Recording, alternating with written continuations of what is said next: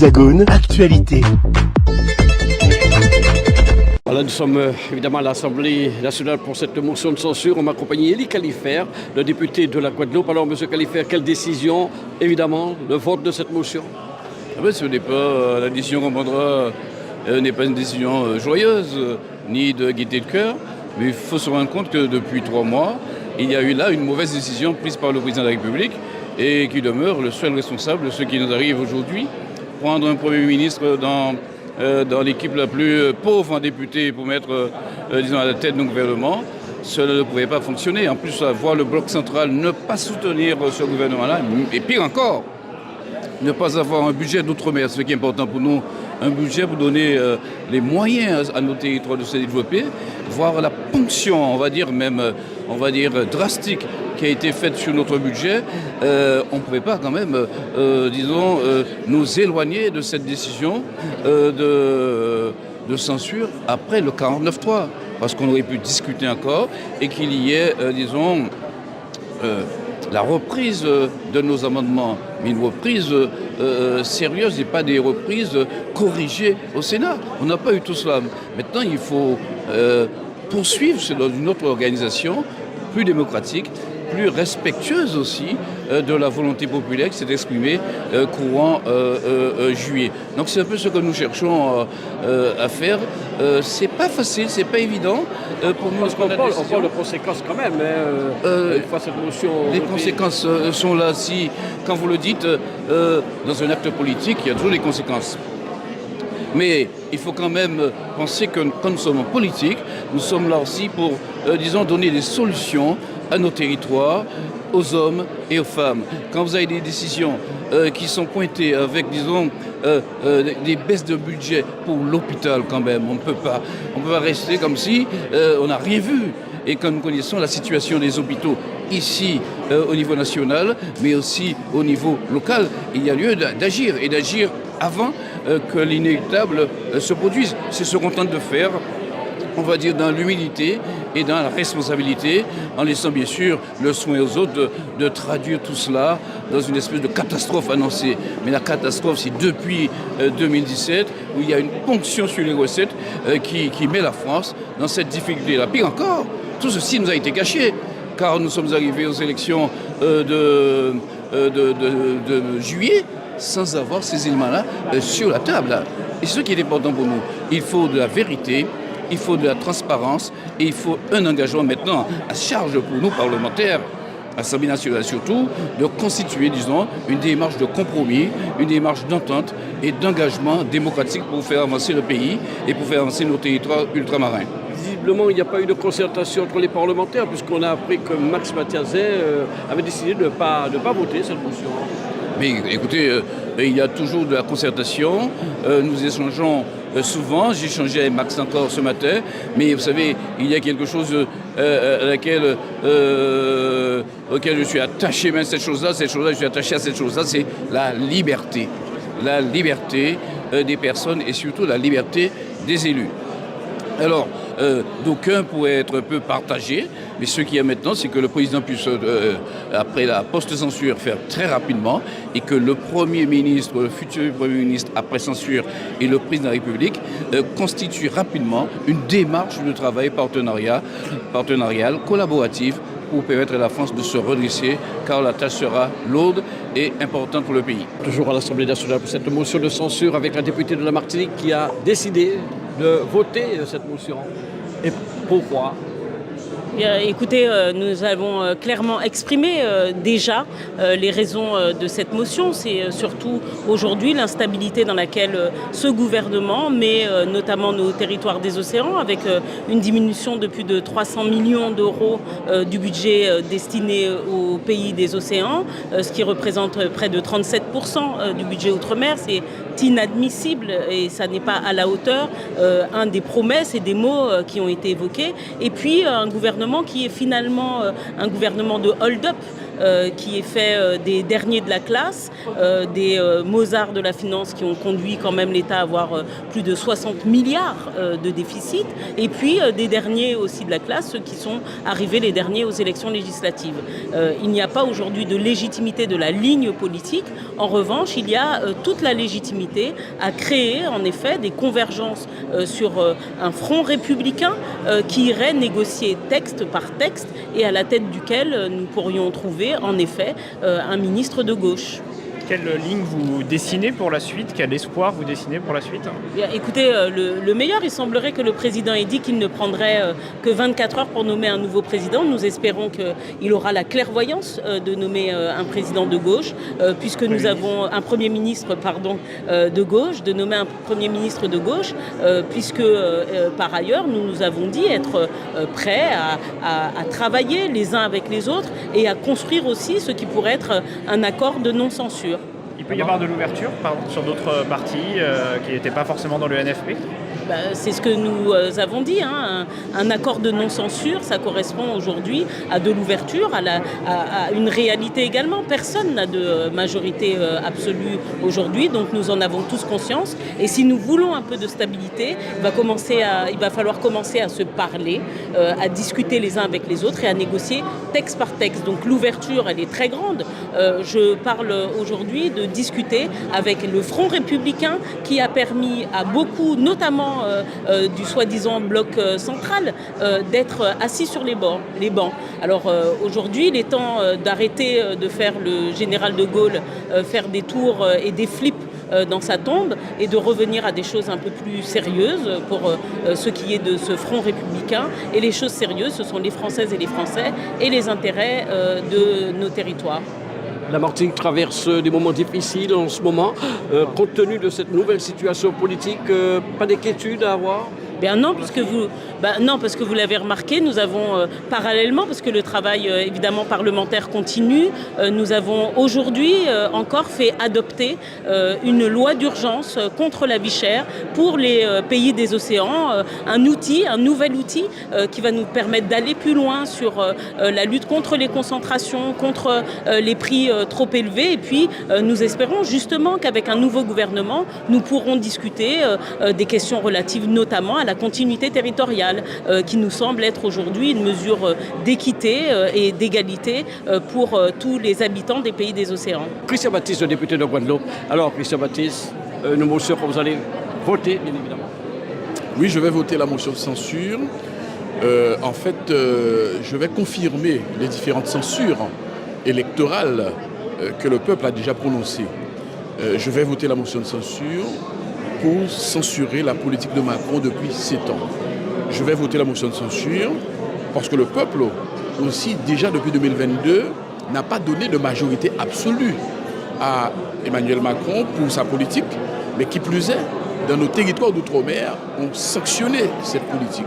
Je vais voter la motion de censure parce qu'en 2024, le peuple a encore sanctionné lors des élections européennes cette politique de Macron. Je vais voter la motion de censure parce que aussi, toujours en juillet 2024, le peuple n'a pas donné de majorité à la politique de Macron.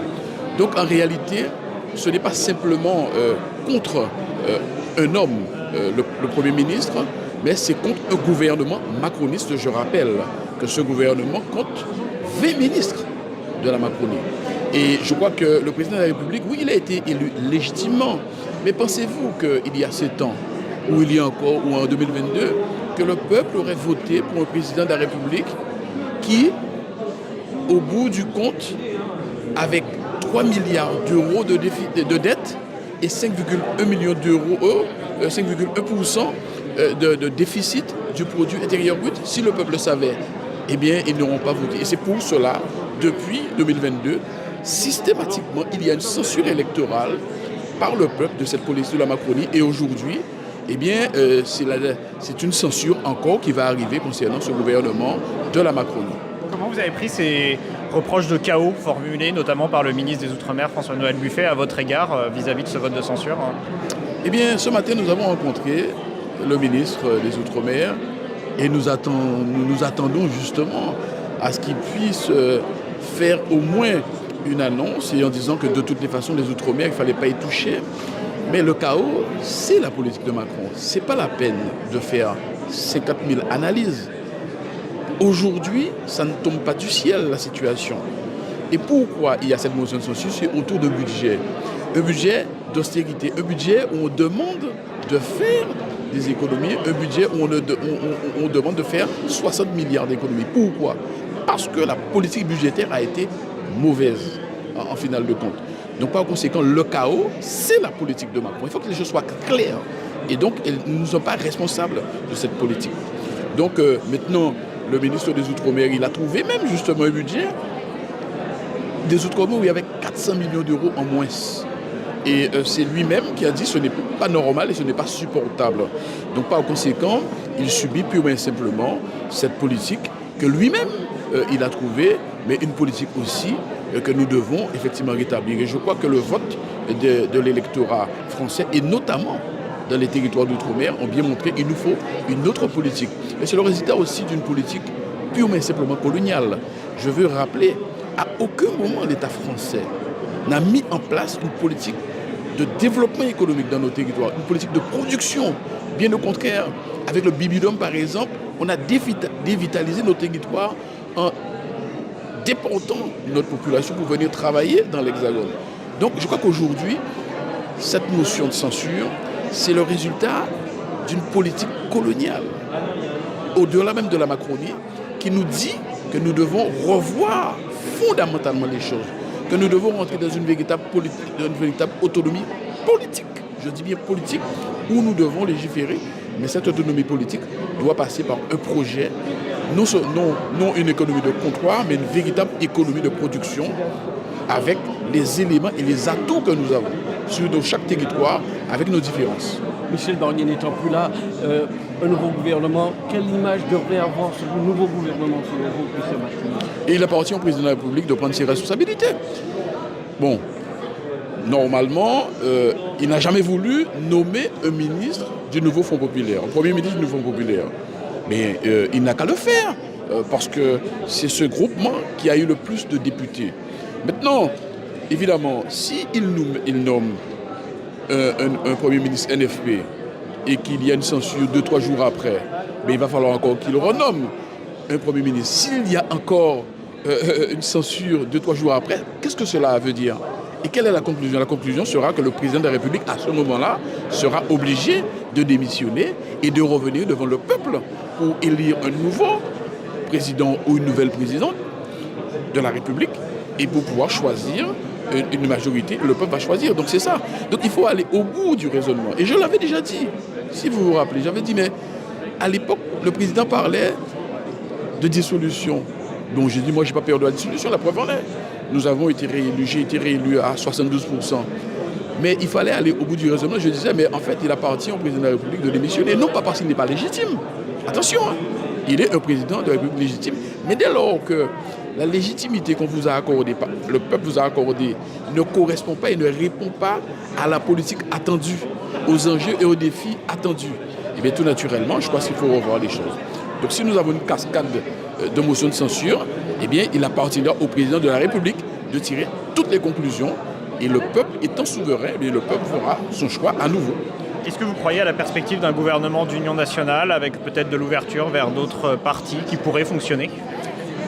Vous savez, j'ai toujours cru, quelque part, à un gouvernement effectivement national, parce que je voyais avec la montée de l'extrême droite, il arrivera un moment donné, ne serait-ce qu'avec les partis qui ne partagent pas les positions de l'extrême droite, notamment du Rassemblement national, qu'il y ait. Mais quand vous avez des exclusives, lorsqu'on dit il ne faut pas tel X, Z ou Y, ce n'est pas un problème, ce n'est pas un problème de personne, c'est un problème de vision et de projet. Et donc pourquoi pas, dès lors que, parce que c'est ce que les Français attendent.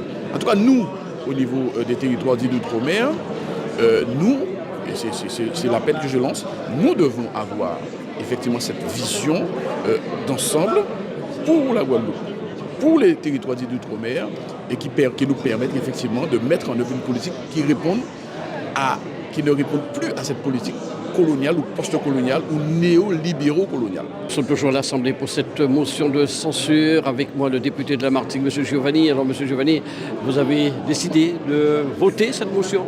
Et pourquoi? Expliquez-nous ce. Tout à fait, j'ai décidé de voter cette motion de censure parce que nous sommes face à un gouvernement qui finalement n'a jamais voulu faire de concessions avec la gauche, mais qui plutôt a voulu regarder vers son extrême droite. Nous sommes face à un gouvernement qui, dans son PLFSS, donc sa loi de finances de la sécurité sociale, n'y est pas. N'y est pas pour les familles, n'y est pas pour les retraités, n'y est pas pour les professionnels de santé. Et donc oui, je signe en mon âme et conscience cette motion de censure. Alors, avez-vous lu le communiqué du ministre des Outre-mer, M. Buffet, qui dit qu'il pourrait avoir des conséquences graves pour les Outre-mer, notamment pour la Martinique, concernant la vie chère, si ce budget n'avait pas été voté? Mais écoutez, M. le ministre Buffet a envie de rester, ce que je peux comprendre. Et j'en suis navré pour lui. Nous voulions de la stabilité, effectivement, notamment dans nos ministres. Néanmoins, le compte n'y est toujours pas. Je rappelle que la mission Outre-mer, c'est moins 300 millions d'euros de toutes les manières. Il y avait déjà des tergiversations quant au fonds de compensation qui avait été promis et décidé dans le cadre de ce protocole. Donc je suis navré de le lui dire, mais le compte n'y est pas et nous ferons mieux, et je l'espère que nous ferons mieux dès le mois de janvier. Quelle est votre analyse sur ce qui se passe aujourd'hui, sur cette situation politique, cette crise que nous vivons? Oui, nous sommes dans une crise politique, mais de par cette crise, nous devons y arriver et sortir meilleurs de cela. Il faut qu'il y ait du compromis parce qu'aujourd'hui, il n'y a pas de stabilité, il n'y a pas de pôle fort. Et donc, il faudra de toutes les manières qu'il y ait des concessions de fait. Alors bien sûr, Michel Barnier sort, il faudra un autre gouvernement. Vous avez une petite idée de ce que pourrait être ce gouvernement? Quel est votre souhait justement? Mon souhait, c'est qu'on nous écoute. Mon souhait, c'est qu'il y ait des compromis. Et mon souhait, c'est qu'enfin, on puisse sortir de ce marasme économique et social. Écoutez, j'ai eu l'occasion de m'expliquer là-dessus à différents organes de presse. Je ne voterai pas la censure parce que j'estime qu'aujourd'hui, personne ne peut se dire qu'il va se dégager une majorité stable. Et je crois que lorsque nous venons ici, surtout nous, Guadeloupéens, à l'Assemblée nationale, nous venons ici pour essayer de faire avancer un certain nombre de dossiers pour notre communauté, pour la Guadeloupe. En Guadeloupe aujourd'hui, il y a des chefs d'entreprise qui attendent. Le nombre de dépôts de bilan ne cesse d'augmenter, donc on a besoin de visibilité. Il y a également la question des crédits pour l'agriculture. Il y a la Nouvelle-Calédonie où il y a une somme importante qui est prévue pour le budget de l'État pour la reconstruction. Je ne parle même pas de Mayotte, etc. Je crois que je ne peux pas, moi, me lancer dans un jeu politique où je vois que chacun joue sa partition et où c'est le Rassemblement national qui mène la danse en disant « moi je veux ça, je ne veux pas ça ». Et on n'a pas sitôt, en tout cas le gouvernement, pas moi, mais le gouvernement n'a pas sitôt fini de lâcher des parties importantes ou que les deux parties jugent importantes, eh bien il se trouve qu'il y a d'autres exigences. Je pense que le jeu qui se joue aujourd'hui, c'est déjà la présidentielle et les élections présidentielles qui se profilent à l'horizon, chacun se positionne. Et dans tout cela, il y a 3200 milliards d'euros de dettes. Il faut bien que quelqu'un paye à un moment. Et je crois que différer dans le désordre, il va falloir réorganiser les choses. Et je ne vois pas la possibilité pour nous aujourd'hui de dire que nous aurons un Premier ministre dans les jours qui suivent. Par conséquent, je me dis qu'il faut savoir raison garder. Et notre communauté, la Guadeloupe et peut-être les Outre-mer, je n'en sais rien, et a besoin de cette stabilité-là et non pas toujours être, si vous voulez, comme le disait Aimé Césaire, les jouer dans le carnaval des autres. Pourtant, la plupart des parlementaires ultramarins vont voter cette motion, monsieur. Oui, mais moi, vous savez, je suis un parlementaire. Vous savez dans quelles conditions j'ai été élu à chaque fois. Je suis un parlementaire qui a affirmé sa position individuelle. C'est très important. Je ne suis pas un individualiste. Je suis avant tout un humaniste. Et de ce fait, quand je vois et quand je crois qu'une position n'est pas juste pour notre pays surtout, eh bien, j'ose le dire. Et l'avantage pour moi, et ce qui fait ma liberté, c'est que je ne suis attaché à aucun parti politique traditionnel, si je puis dire, puisque le groupe Lyot n'est pas un parti politique, ça s'appelle précisément Liberté, Indépendant, Outre-mer et Territoire. Nous laissons, après débat, cette possibilité de nous exprimer en fonction de notre intime conviction et en fonction de ce que nous croyons être avantageux pour la société. Moi, j'ai eu beaucoup de Guadeloupéens qui m'ont parlé aujourd'hui, et même si tout le monde va, et la majorité d'entre nous va dans un sens, mais si à l'analyse, il me revient, en tout cas dans mon intime conviction, que ce n'est pas ce qu'il faut, ce n'est pas la voie qu'il faut suivre, et j'ose le dire, je n'ai pas de calcul politicien. Le meilleur calcul politicien que l'on pourrait faire, c'est d'aller comme tout le monde en disant « bon, ben, je suis là, je suis tranquille », mais j'ai un devoir, compte tenu de mon expérience politique, j'ai un devoir de vérité et basé sur une analyse que je mène, basé sur ce que je vis au quotidien à l'Assemblée nationale, basé aussi sur le fait que moi je quitte la Guadeloupe pour venir travailler, défendre un certain nombre de textes pour les Guadeloupéens. Et ça fait longtemps, très longtemps en tout cas, que je me suis placé au-dessus des partis politiques pour défendre ce que je crois être juste pour la population. Et je sais que beaucoup de Guadeloupéens m'entendent et comprennent ma position. Monsieur Mathiazin, tout à l'heure, Estelle Youssoufa nous disait les députés risquent d'avoir le goût du sang, il risque d'y avoir de l'instabilité permanente désormais. Est-ce que c'est ce que vous craignez ? Oui, je crains l'instabilité permanente. En tout cas, nous allons vers une instabilité à très court terme. Combien de temps cela durera ? Personne ne le sait. Mais je n'ai pas forcément envie de rester dans ce que nous avons vécu depuis cette fameuse dissolution du 9 juin, où nous nous sommes trouvés tout de go à préparer une élection législative. Et cette élection nous a coûté un temps, nous a coûté certainement pour ceux qui engagent leur denier personnel dans une campagne, nous a coûté en argent, a coûté également en énergie et a coûté un temps que nous avons perdu et où nous n'avons pas organisé les choses pour notre société. Ce matin, nous défendions en commission le projet de loi sur la proposition de loi sur la vie chère dont Mme Bélé est rapporteure. Nous avons fait passer beaucoup d'amendements. Je crois que la Guadeloupe, la Martinique ont besoin, et puis les Outre-mer, ont besoin que ce texte qui était prévu pour le 12 décembre à l'Assemblée dans l'hémicycle, je crois que ce texte a besoin d'aboutir. Il faut répondre. Moi, je prends le parti de vouloir répondre parce que je ne suis pas sûr qu'il va émerger un nouveau Premier ministre et qu'il y aura une majorité stable. Et ce dont les Guadeloupéens et ce dont beaucoup de Français se plaignent, c'est un peu de ce tumulte qu'il y a aujourd'hui à l'Assemblée. La séance est reprise. Voici le résultat du scrutin. Majorité requise pour l'adoption de la motion de censure 288. Pour l'adoption 331. La majorité requise étant atteinte, la première motion de censure est adoptée. Il n'y a pas lieu de mettre aux voix la seconde motion. Les conclusions de la commission mixte paritaire sur le projet de loi de financement de la sécurité sociale pour 2025 sont donc considérées comme rejetées. En raison de l'adoption de la motion de censure et conformément à l'article 50 de la Constitution, le Premier ministre doit remettre au Président de la République la démission du gouvernement. Les travaux de l'Assemblée nationale sont ajournés. La séance est levée. Outremernews.fr, le site de l'actualité Outre-mer, 24 heures sur 24 et 7 jours sur 7. Retrouvez la chaîne Outremer News sur YouTube.